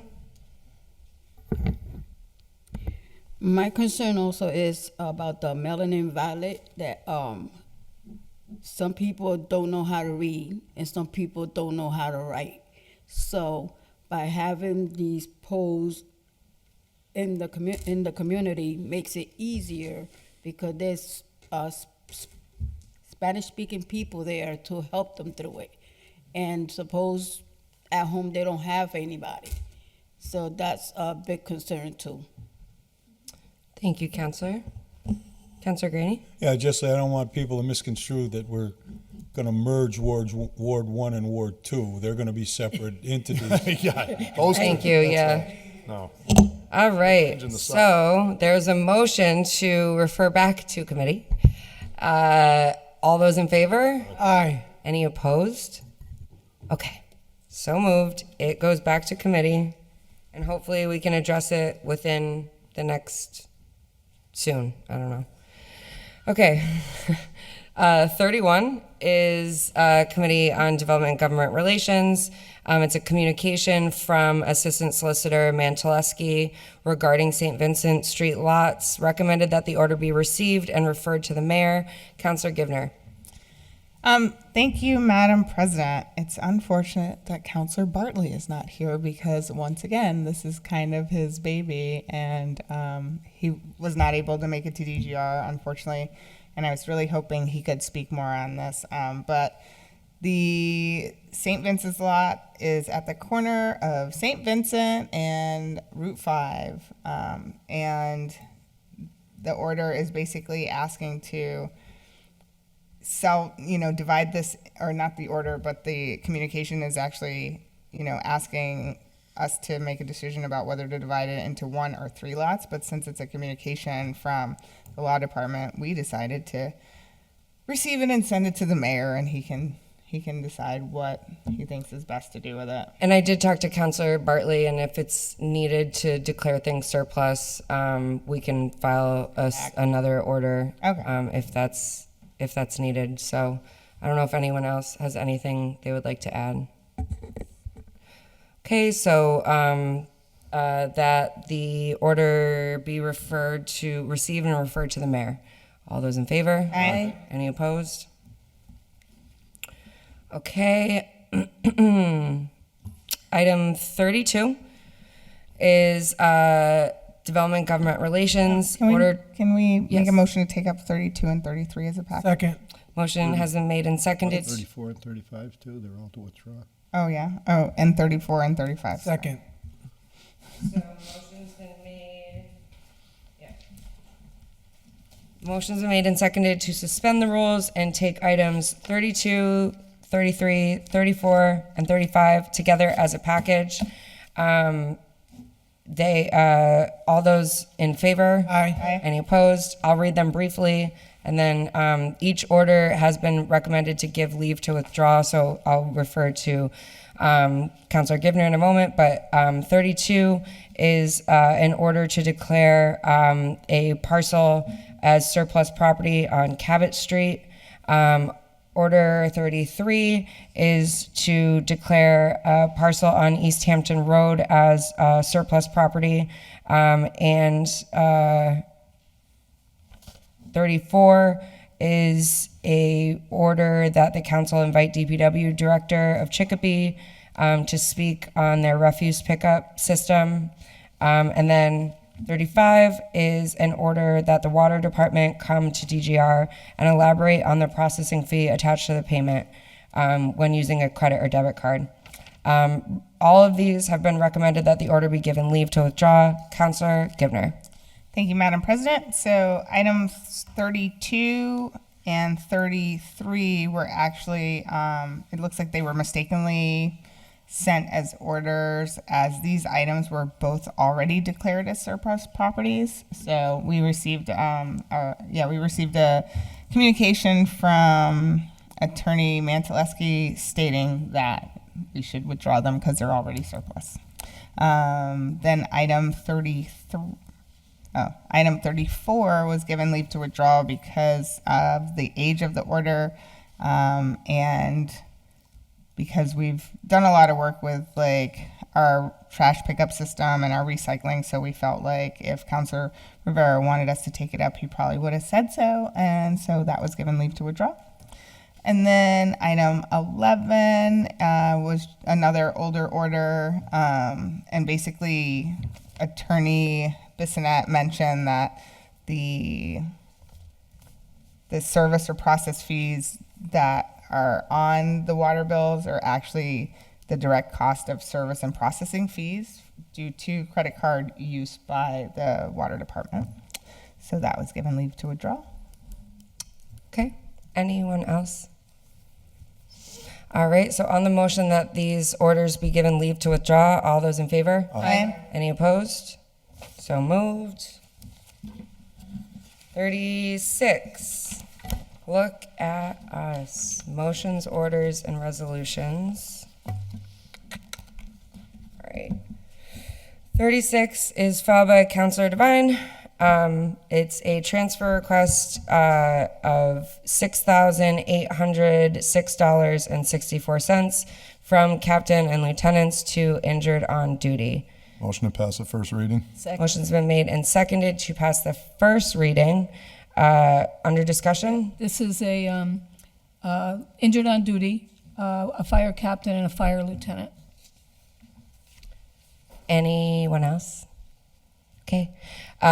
Motion to pass the first reading. All those in favor? Aye. Any opposed?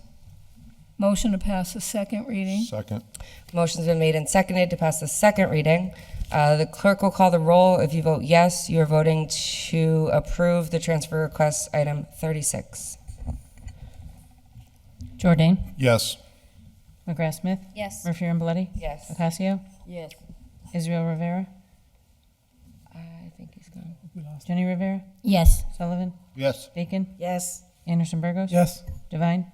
Yes. Givner? Yes. Greenie? Yes. Unanimous vote. All right. With that, Madam you've passed President? 36. Yes, Councilor Would we Devine. take up item 37, 38, and 39 and send that to finance? Second. Motion's been made and seconded to suspend the rules and take items 37, 38, and 39 together as a package and send to finance. I'm going to read them briefly. 37 is a transfer request of $83,656 from part-time associate solicitor to part-time assistant solicitor. 38 is that the City Council accept the provisions of the Mass Cultural Council Cultural District Investment Grant, $15,000, no match. And 39 is that the City Council approve the transfer of $12,759,860,000 as follows: from health insurance to dental insurance trust and health insurance trust. Send to finance. All those in favor? Aye. Any opposed? Okay. 40. 30. Oh, wait. We did that. Okay, so 40. We did 40. All right. 41 is filed by Councilor Devine. Ordered to Police Chief Keenan. What are the current procedures for cash seizures? I'd like to make a motion that this be sent to finance, and I know that Councilor Izzy Rivera wanted to sign on, and Councilor Jordan also wanted to sign on. So if anybody else wants to sign on, just speak up or forever hold your peace. Thank you. Councilor Israel Rivera, Jenny Rivera, Jordan, Councilor Jordan. Ocasio. Councilor Jordan? Yeah, briefly too, I also wanted to see if we could add, just to give them a heads up, that specifically we want to ask about Main Street and the recent potential seizure assets coming to the city from the former activities at the former Ward 2 fire station on Main Street. And that's been in the news, and we want to make sure when that pot gets divvied, we want to make sure Holyoke gets its cut. And there's a number of legal issues around it. So look forward to the law department helping us and the chief as to what we need to do to protect the city's interest in all of that. Thank you. Councilor Ocasio? I also wanted to add also that on Race and Mart, there was an incident there that they had seized a lot of money and a lot of drugs, and people are asking questions where it went. And, because nobody got arrested, they just took the money, the drugs, and just shoot. Okay. This should be a good discussion. Mm-hmm. Anyone else? I just made a note to add myself because I'm very interested in this conversation. Oh, sorry, I didn't hear you. All right. Thanks, everyone. All those in favor? Aye. Any opposed? Okay. 42 is filed by Councilor McGrath-Smith. Ordered that the city engineer provide a list of approximate costs for often requested services around traffic calming, evaluations, temporary speed humps, permanent speed humps, flashing lights, and stop sign placements. Where would you like this sent? Finance. Sent to finance? All those in favor? Aye. Any opposed? Okay. I've got 43 is filed by Councilor McGrath-Smith. Ordered that the City Council review the fiscal year 26 paving program memo and consider how to best address our most pressing road work. Councilor McGrath-Smith? Finance. Sent to finance. Copy to DPW. Thank you. All those in favor? Aye. Any opposed? Okay, 44 is filed by Councilor McGrath-Smith that the City Council consider the possibility of structuring a standardized relocation bonus for positions with the residency requirement. Finance, please. Send to finance? Yes, please. All right. All those in favor? Aye. Any opposed? 45 is filed by Councilor Israel Rivera, that the 5% of cannabis revenue be set aside specifically for capital improvements within and around the communities that the industry is held in. Well, the maker of the order is not here right now. He did talk to me briefly about this, Madam President. I think he would probably want this to go to finance for Okay. discussion. Yes. That makes sense. So we'll send to finance. All those in favor? Aye. Any opposed? 46, also filed by Councilor Israel Rivera, ordered that the City Council amend and restructure Ordinance 74-36 related to the Recycling Advisory Committee and its establishment. I won't read the whole. Receive and send to ordinance. Second. Receive and send to ordinance. All those in favor? Aye. Any opposed? 47, filed by Councilor Israel Rivera, that the mayor, along with the Director of Community Development, present on current amount dollars currently accumulated via the opioid class action lawsuit and how the city plans to allocate and spend the funding. Finance. Send to finance. Okay, all those in favor? Aye. Any opposed? 48, filed by Councilor Rivera, that the DPW and mayor develop an overflow trash system allowing residents to purchase bags locally that would allow for the overflow trash to be collected, receive and send to the Ordinance. Ordinance. Ordinance, Require okay. Ordinance change, yep. Ordinance change. All those in favor? Aye. Any opposed? 49 is filed by Councilor Rivera that the City Council amend the ordinance related to enumeration of prohibited noises, drums, loudspeakers, and similar devices. Send to ordinance. Yes. All those in favor? Aye. Any opposed? 50 is filed by Councilor Rivera that the Board of Health Commission, along with the director, come in and elaborate as to how the cap on issuing new tobacco licenses and ban on social consumption align with the city's economic master plan. I was going to say DGR. That feels development and government relations like. So DGR, all those in favor? Aye. Any opposed? Okay, 51 is filed by Councilor Bacon. Order that a list of requests for permanent speed humps, temporary speed humps, and raised crosswalks be created and posted on city website, updated periodically. Receive, adopt, and refer to DPW.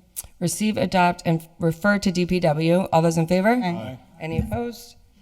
52 is filed by Councilor Bacon, that we amend our ordinance so a request for evaluation for eligibility for speed humps or raised crosswalks can be requested without a petition. Ordinance. Ordinance. All those in favor? Aye. Any opposed? 53 is filed by Councilors Bacon and Jourdain. Order that a public hearing for residents to speak on the budget be set for 6 p.m.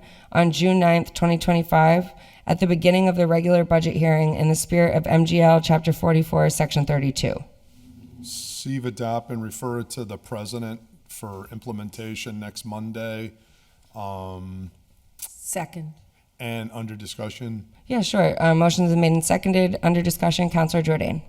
So it was interesting read, actually. The statute provides that if 10 residents, that's all you need, 10 residents can sign a petition, give it to the council, and you're required to have a budget hearing, public hearing on the city budget.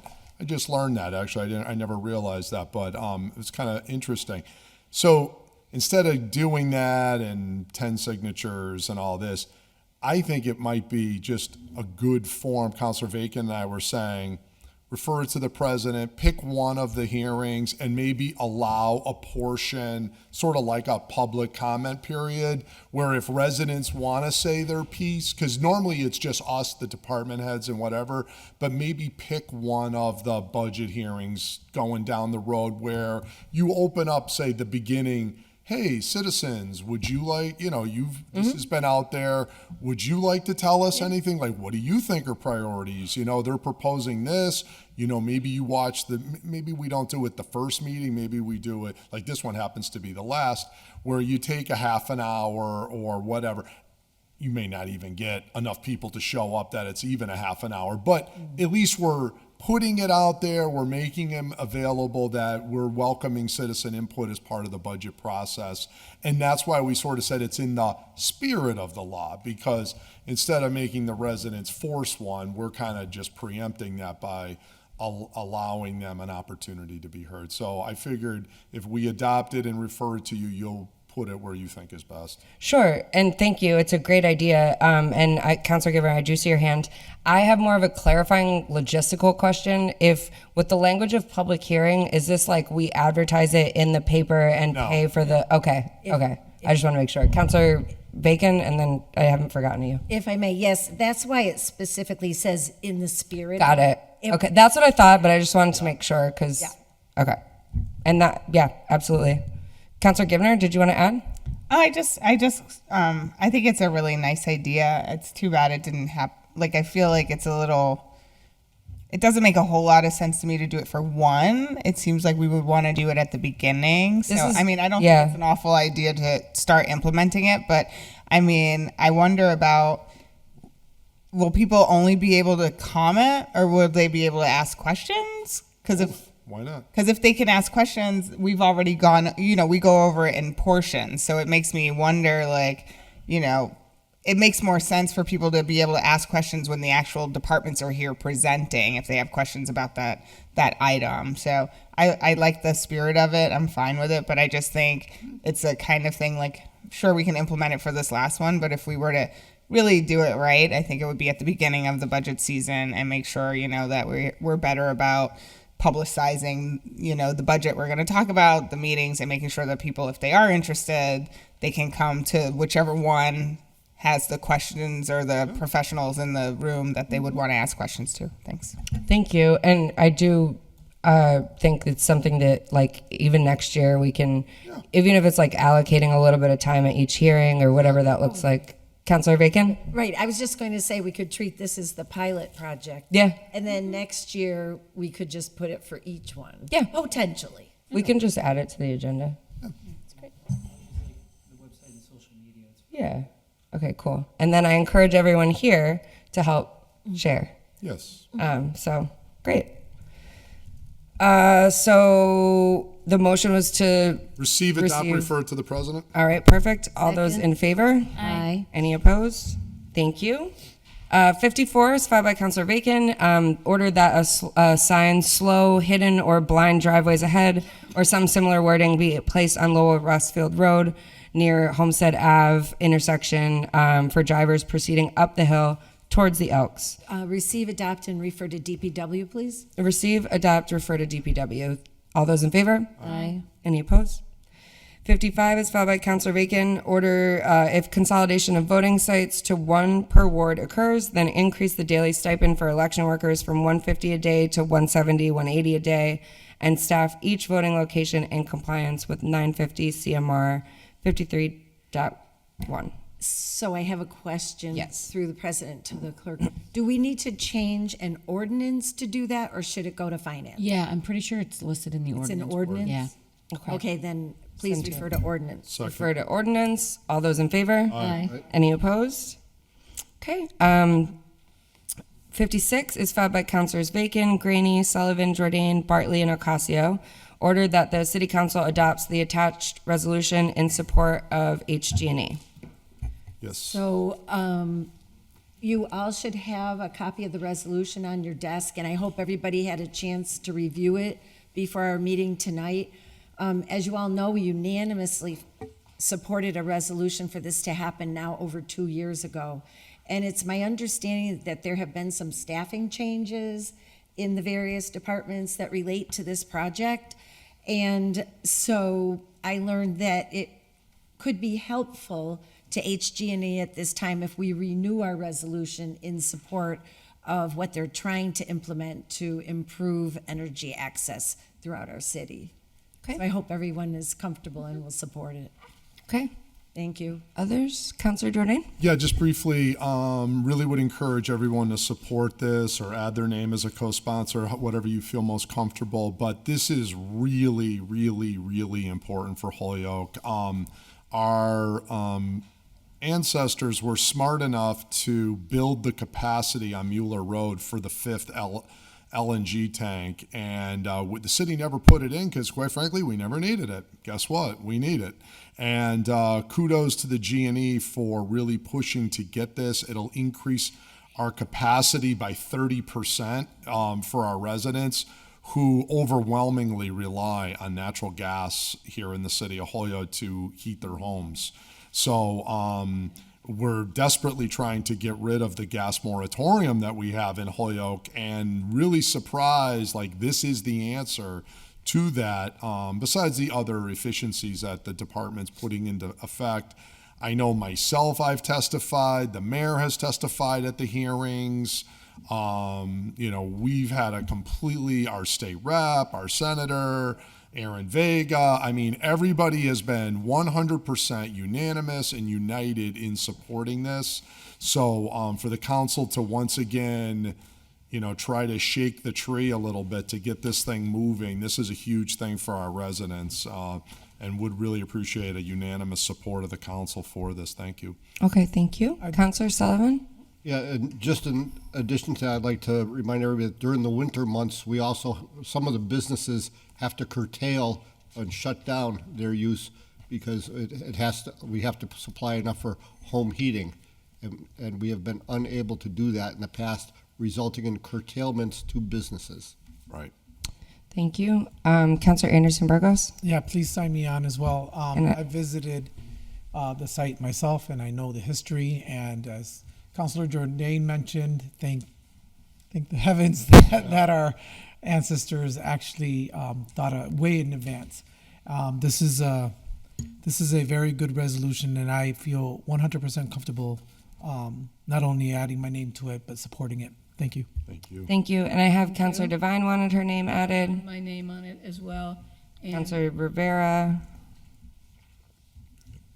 just going to say the 24th of June finance meeting, we can have the chief in if that works. Oh, that'd be good. Yeah, thanks, Patty. Okay, thanks. All right. Anyone else?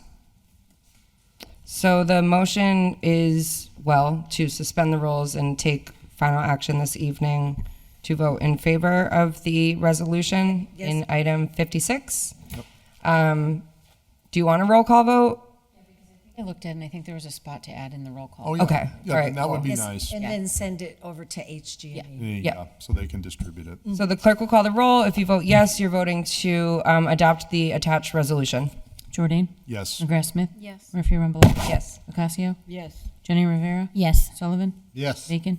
Yes. Anderson Burgos? Yes. Devine? Yes. Givner? Yes. Graney? Yes. Unanimous vote. Okay, thank you. With that, you've passed that.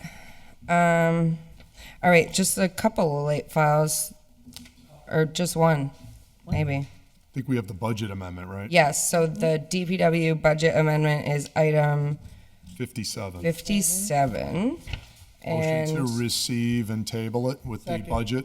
Second. motion is to receive and lay it on the table with the full budget. All those in favor? Aye. Any opposed?